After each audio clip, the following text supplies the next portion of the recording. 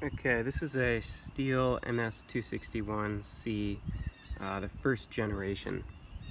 It had a black fuel solenoid and I put a white fuel solenoid in it. And I rebuilt the carburetor with the appropriate kit, and I'll put the part numbers that I used here. There was some question about whether or not to use a green fuel solenoid, but they're so much harder to source, and it looks like a lot of people have used the white solenoid even on Gen 1s. So the issue is that the saw is just not even trying to start. I'm not getting anything, and here's the gapping on the flywheel.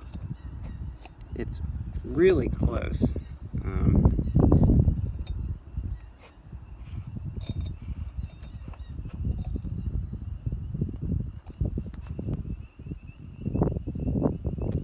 But it's not touching.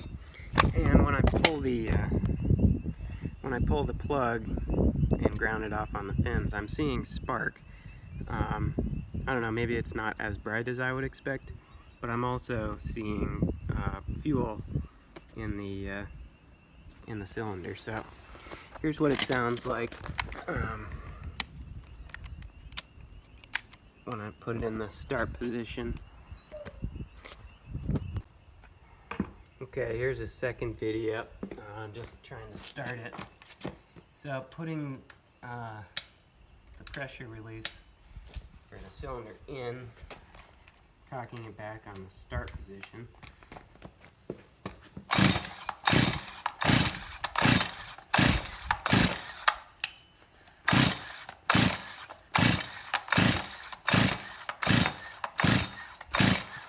Okay.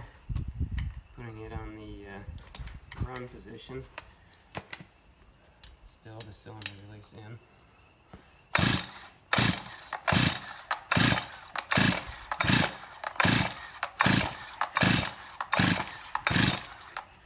Okay.